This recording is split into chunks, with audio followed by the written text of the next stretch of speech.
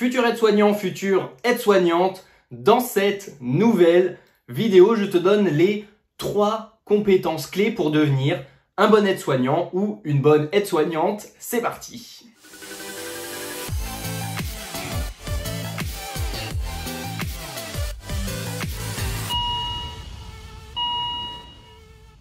Yes, alors avant de te donner les 3 compétences clés, que tu sois étudiant aide-soignant ou que tu aies pour projet de devenir aide-soignant et de rejoindre un IFAS, un institut de formation, tu peux récupérer des cadeaux qui vont être utiles ainsi que rejoindre notre newsletter qui est vraiment dédié aux étudiants aide-soignants. Pour ça, tu retrouves le lien d'inscription en description ainsi que juste en haut sur le lien YouTube.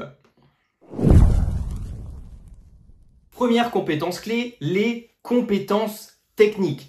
Il faut que l'aide-soignant ait vraiment un bon socle de connaissances des diverses techniques qu'il va rencontrer. Dans ces techniques, qu'est-ce qu'il y a? On retrouve bien évidemment les soins d'hygiène, les soins de la vie quotidienne, les bandages, participer aux divers soins avec l'IDE, donc tous les soins que vous allez pouvoir rencontrer au quotidien.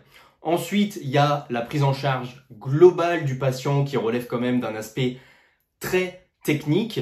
Vous allez retrouver bien évidemment la capacité à suivre et à mettre en œuvre les divers protocoles de votre service. Également, connaître les procédures d'urgence, les maîtriser. Et on va retrouver aussi tout ce qui est utilisation des équipements médicaux qui généralement est très technique.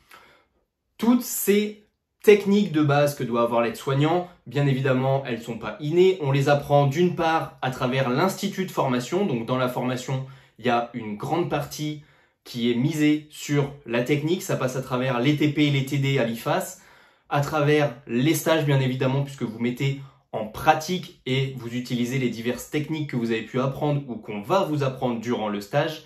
Et ensuite, bien évidemment, à votre prise de poste, vous allez encore monter en compétences techniques. Et après, on a, à travers votre établissement de santé, de la formation continue justement pour vous garder au top niveau et avoir un bon socle des dernières techniques mises en œuvre.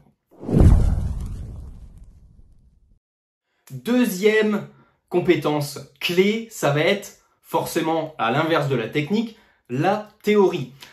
C'est important les cours théoriques, notamment ça se passe cette fois-ci à l'IFAS, donc d'être vigilant et de bien suivre les cours théoriques même si c'est pas les plus passionnants puisque ça va encore une fois représenter le socle de l'aide-soignant et c'est indispensable pour pouvoir aller ensuite sur le terrain.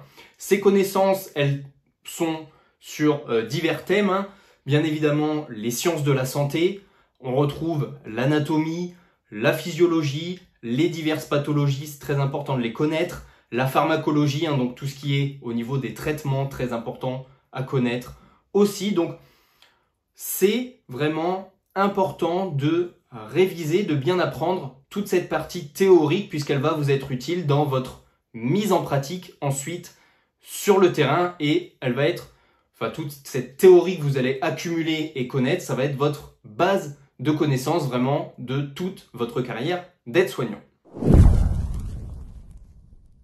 Troisième compétence, alors on a fait la compétence technique, la compétence théorique, maintenant qu'est-ce qu'il manque? Eh bien un point très important de ces métiers du soin et particulièrement de l'aide-soignant puisque vous allez être un métier de contact vraiment sur le terrain, c'est les compétences en communication.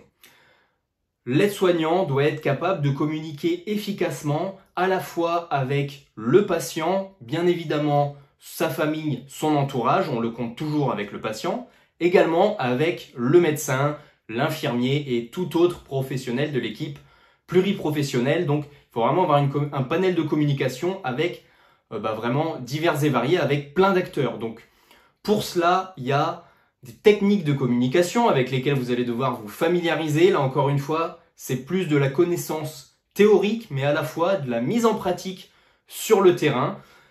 Il est donc important, de par votre posture, votre métier et généralement votre poste de première ligne et de premier contact avec le patient de mettre en œuvre, de bien adapter votre communication à travers diverses techniques qui vont aussi vous être utiles dans le recueil de données, pouvoir être dans la prévention, repérer les risques, etc., etc. Donc la communication, c'est un aspect vraiment crucial également des compétences à avoir en tant qu'aide-soignant.